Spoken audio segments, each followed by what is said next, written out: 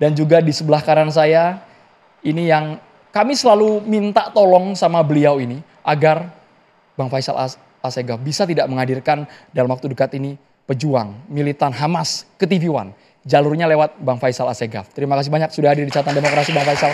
Assalamualaikum. Waalaikumsalam, terima kasih atas undangannya. Kami juga menghadirkan pakar militer dari Universitas Nasional, Bang Slamet Ginting. Bung Slamet, ya. Terima kasih Bang sudah hadir. Selamat malam, Assalamualaikum warahmatullahi wabarakatuh. Waalaikumsalam warahmatullahi wabarakatuh. Saya boleh langsung ke Prof. Basuki.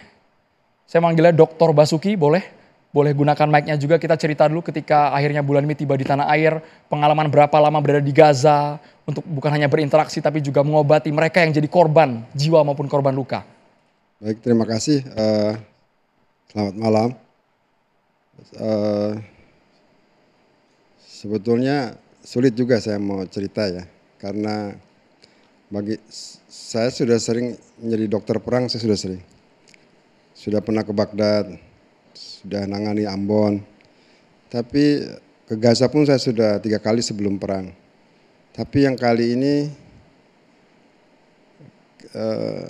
saya udah kehabisan kata-kata ya, karena apa yang saya lihat itu nggak masuk di dalam logika manusia. Jadi untuk masuk ke Gaza itu sekarang hanya boleh dokter spesialis. Ya. Jadi, di luar logika manusia, Prof? Iya. Maksud saya begini, dalam kondisi yang sangat sulit itu, keterbatasan, karena kan semua diblokade. Kalau selesai sampai ke sana, tenaga kesehatan sudah banyak yang wafat, ya. Rumah sakit sudah lumpuh dan sebagainya. Itu makanan nggak bisa masuk, obat nggak bisa masuk. Boleh dokter masuk, tapi yang memang sangat-sangat dibutuhkan, yaitu para spesialis. Nah itu jalurnya melalui WHO. Untuk daftar ke WHO, saya sudah daftar sekitar 6 bulan sebelumnya. Tetapi ketika sampai ke Jordan oleh WHO, seatnya penuh. Lalu saya berkomunikasi dengan dokter ahli bedah di Jordan, lalu saya dapat relation dengan Rahma Worldwide Foundation yang berpusat di Michigan di Amerika. Lalu saya daftar, alhamdulillah saya dapat seat. Saya berangkat bersama istri saya, hadir di sini, Dr. Prita Kusumaningsih, ahli kandungan, dengan dokter anestesi, Dr. Nurholis, dan juga dokter ahli bedah mulut, Dr. Harvino di Sumatera Barat, dan dokter gigi Sarbini. Apa yang saya saksikan, waktu saya masuk ke perbatasan itu baik-baik saja. Artinya yang menjaga tentara Israel itu ya Rama ya. Rama. Ketika masuk? Ya, dan saya perhatikan itu yang jaga selalu perempuan. Ya, tapi ya perempuan bersenjata M16 ya. Ya saya nggak biasa berkomunikasi dengan senjata M16 ditenteng gitu di depan kita. Saya bisa masuk. Saya ahli bedah ortopedi. Saya datang ke sana tidak membawa bendera apapun. Saya seorang dokter, seorang medis. Saya datang ke sana karena panggilan dari pihak WHO juga yang mengepil para dokter internasional untuk datang. Dan juga panggilan kemanusiaan. Saya ahli bedah ortopedi tentu belajar postur ya. Struktur tubuh manusia itu bagian daripada kehidupan kami seorang ahli bedah ortopedi. Saya perhatikan para penjaga di perbatasan itu posturnya nggak sama dengan orang Palestina. Itu yang fakta yang saya lihat. Saya nggak tahu mereka dari mana. Tapi waktu saya tanya sahabat saya dokter ahli bedah dari Jerman yang asli Palestina, Dr. Ehab, ya memang mereka datang ke rumah kami di kota di Gaza tahun 48 kalau nggak salah. Lalu mereka mengusir kami. Setahu saya mereka datang dari Eropa. Ini kata sahabat saya seorang dokter ahli bedah. Saya ingin mengatakan apa yang saya temui sana faktanya adalah mereka posturnya bukan orang Timur Tengah. Ya, itu pertama. Kemudian saya masuk itu sangat shock karena sejauh mata memandang ya. Kalau orang fisika itu kalau sejauh mata memandang itu berarti 2,3 km ya. Sejauh mata memandang itu yang ada cuma tanah saja. batu-batu, reruntuhan. Kalaupun ada rumah itu bolong-bolong. Artinya nggak ada rumah yang utuh. Ini kondisi ketika sudah dibombardir, sudah hancur rata dengan Ya, tanah saya semua. masuk ke Gaza itu kan ini bulan April Tahun kemarin 2025. 2025. Iya, jadi sudah rata dengan tanah. Iya, sudah rata. Sudah rata dengan tanah. Kalaupun ada bangunan itu sudah lobang-lobang, tidak layaklah ditempati. Dan saya beritahu juga untuk masuk ke Gaza itu izinnya dari Israel. Jadi Israel memberikan izin kepada tim medis itu terbatas. Dan saya ingin mengatakan kalau sudah dapat approve dari Israel itu jalur masuk dari mulai kita kan lewat Aman, lewat Palestina, Aman, lewat Israel dan lewat pintu Kisufim masuk ke Gaza. Menurut hemat saya ya, yang saya alami, kalau udah dapat approve dari mereka itu jalannya aman. Nah, kalau nanti masuk ke Gaza itu setiap 10 menit kita berhenti karena nunggu ACC dari pihak penjajah Zionis. Sampai 3 kali berhenti baru kita sampai di safe house pihak Rahmah Foundation. Nah, itu masih aman. Tapi besoknya ketika kami ditugaskan di Rumah Sakit Al-Nasr Hospital, itu saya shock lagi karena tidak berhenti-berhenti itu bom. Saya nggak tahu, saya bukan ahli politik, saya bukan tentara ya, tapi saya dokter bedah gitu. Jadi ya saya nggak biasa ya. Setiap detik itu ada suara drone, ini yang saya dengar. Dan itu sangat menguatkan telinga kita. Kami tinggal di rumah sakit. Karena di luar rumah sakit itu semua udah tenda semua. Hanya rumah sakit yang ada listrik 24 jam. Itu suplainya dari genset bahan bakar dari WHO.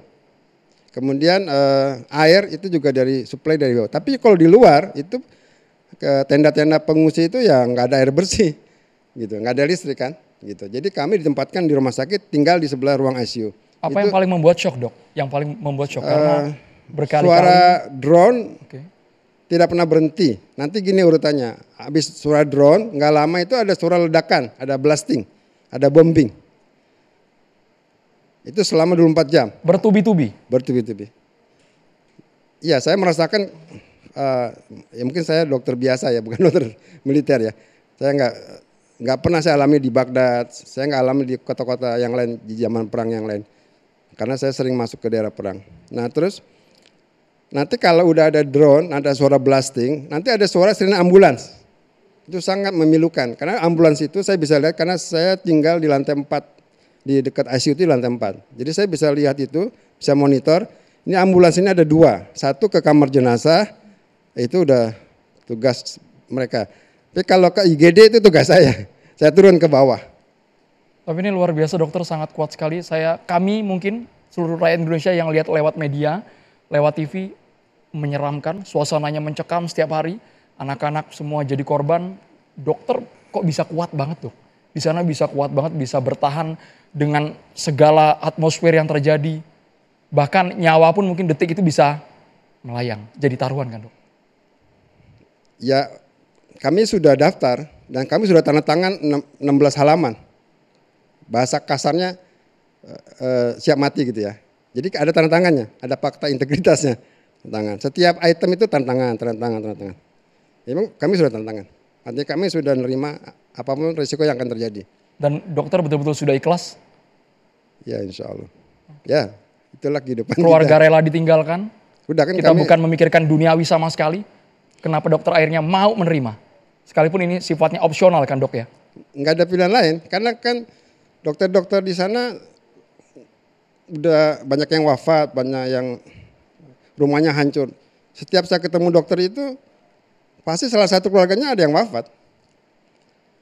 Kalau nggak ada anaknya, istrinya nggak punya rumah gitu.